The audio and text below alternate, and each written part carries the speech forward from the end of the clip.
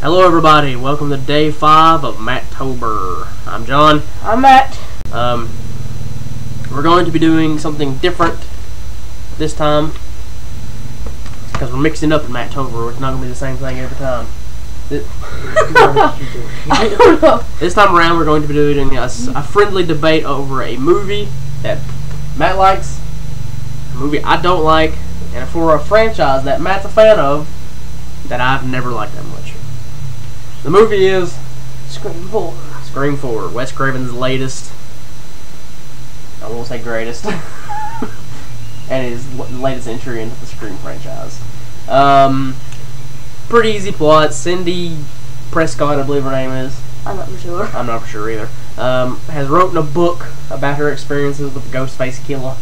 He's the Ghostface Killer. And she's coming back to Woodsboro. We had to look this up. Yeah, Woodsboro, to promote it. And when she gets there, a killer is imitating the Ghostface kills. And the kills seem to be centering around Sydney's cousin, Jill. Seem to be centered around her little clique of friends and stuff. And, you know, you got your cliche, you got your two film nerds who are giving everybody the rundown of the new rules in this remake era and stuff, you know. And it all culminates with a big twist ending like all the Scream films do.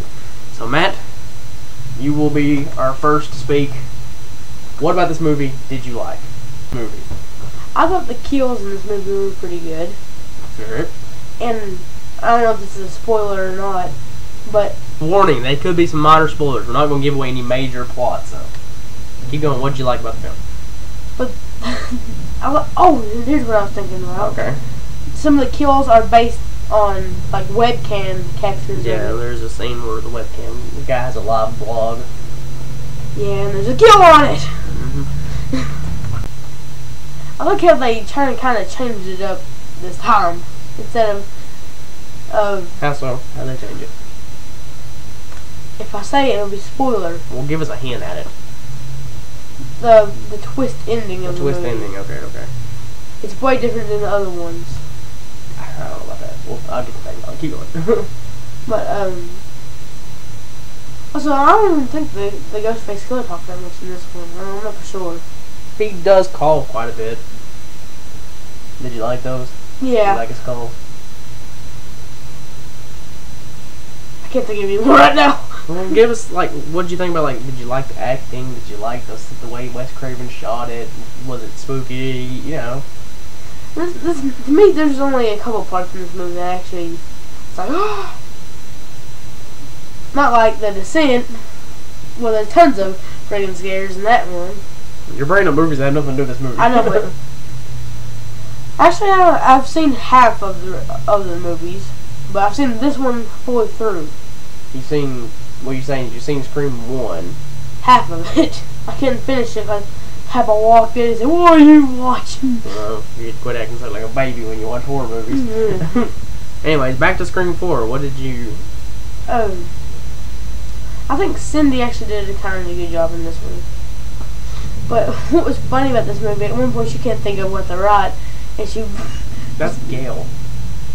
What? Cindy... You're thinking of the wrong character. Cindy is the main chick from all the movies. Gail is Courtney Cox. That's funny when she types out the go on the computer. Oh, yeah. Don't get your character confused. Sorry. Alright, you go ahead. Alright. What I didn't like about this movie. I'm going to be the con in this situation. I did not like this movie. At all? It's the same thing I had a problem with all the movies, only amped to 100 degrees. The horror movie references and its self-awareness bullcrap irritated the piss out of me. I was sick to death. First scene in the movie, we have two teenagers sitting there talking on a phone. Ghostface Killer calls and kills him, right? And all of a sudden it's like, stab 7. I'm like, alright, that's fine. And then it's Anna Paquin from True Blood and some other blonde, I don't know, sitting there talking, and she keeps talking, you know, then she's automatically going like, I don't even remember what she's talking about. They're talking about the Saw films, like, oh, I think they're scary. I don't like them. Yeah. And she goes, stabs Anna Paquin. She's like, well, you talk too much. And it goes, boom, stab 8. And then we go to the main scene. That was irritating. I was about ready to turn the film off right there. Alright? And then we get to the bullcrap with the two nerds who are irritating. The one with the headphone, I wanted to die so badly. The webcam, I wanted him dead from the first time I saw him in that film. Which is another problem with this movie. All of Jill's friends, not Gail, Jill, Cindy's cousin, are irritating beyond belief. Anyways, back to what I was saying. And they're referencing all these rules with remakes, like nobody's safe now. It's a remake, so they're going to try to do what was in the original and make it better. And it's just Wes Craven sitting there like, oh, look how clever I am writing this dialogue that writes into the modern horror cinema. It's annoying, alright? Knock it off. Just make a slasher film. We don't need all your freaking references to other films. We don't need you to be there self-aware that it's a movie. Just make the movie. Oh my god, it made me I'm going to go ahead and say you're pissing all over this thing. It was so irritating to sit there and watch these idiots babble about these films. I mean, in the first one, I'm not a big fan of that movie, but I'm not ever going to say it's a terrible movie.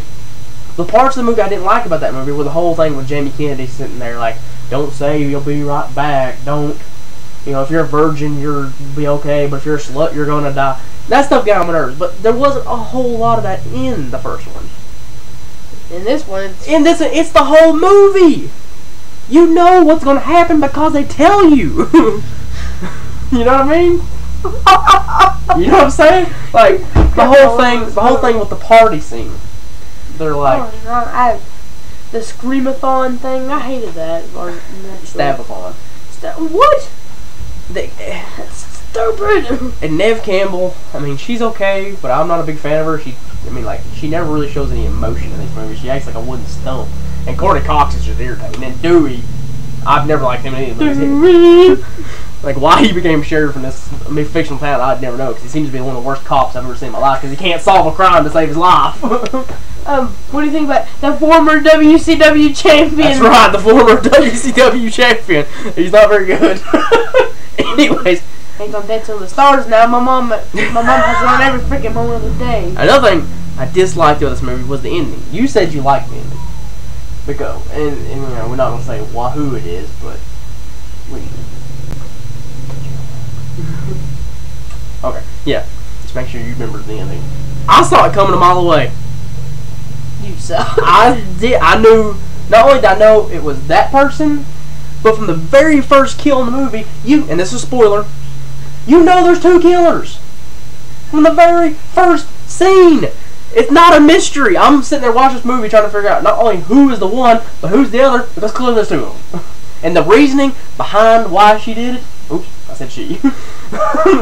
We don't know who's she. There's a bunch of she's in this movie. It's retarded. Wait, here, can I ask a random question? Yes, go ahead. In Nightmare on Elm Street, what's the one chick's name? Which one? The main girl. Nancy? Her real name? Yeah. Heather Langenkamp. I meant the name of the character. Well, never mind. Nancy. I thought it was Cindy, like, Wes Craven. Wes Craven isn't very original. Let's be honest, because, you know, you got Krug from Last House on the Left. And then Freddy Krueger and... Freddy Krueger. Yeah. What else did I hate about this movie? You know what? We'll stop with that. Let's reverse roles now. I'll say what I liked about it, and you say what you didn't like about it. What didn't you like about it? What didn't I like about it? Yeah. Because you clearly enjoyed the movie. I clearly did. The book cover, that was kind of... Well, stupid. yeah, but that's a minor, you know. Yeah, her face. What else? She's like the former WCW He did terrible in this one. My big problem with him is, and problem I have with all his movies, for a cop, he's the worst cop ever because he can't solve a crime. And oh, one more thing, the blonde chick that's his deputy in this film, who was in Planet Terror, who she did a good job in Planet Terror, is irritating as piss. That's probably the biggest problem in this movie. Is all the characters are irritating, just to the point of can't stand them. You're just waiting to get earplugs. Yes. Like, you should have characters you like and don't want to see killed. I wanted everyone to die in this movie. And I wanted them to die fast. Including your main heroine, who, you know, it's kind of 50-50. It's Cindy and it's her cousin Jill. They're both kind of the main female survivor girls, if you will. Alright, so let me tell you what I liked about it. One, I didn't think the kills were original, but Craven did a good job of filming them where all the kills looked brutal. Like, I'm not going to ever compare Wes Craven to Dario Argento, but something Dario Argento always did I love is that his kills look violent. Very violent. They look painful. They're not like, you know, oh, Jason, oh, that was cool special effects. You know? His kills... Fulci. Yeah, see, Fulci stuff is more about, like, oh, that's a cool effect, or it's gross.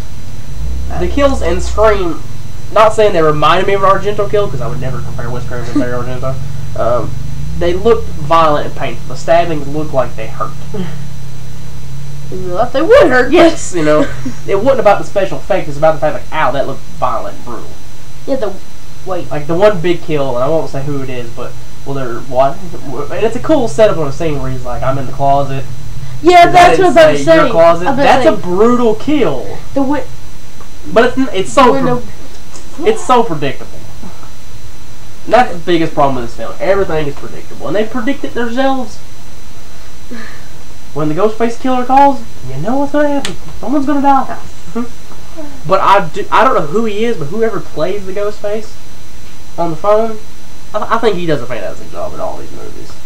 Especially in this one. He was really on point in this one. Like, he didn't stick to the voice as much. He kind of let his voice be what it is. And I thought he put on a great performance. You never know, my name be. You never know.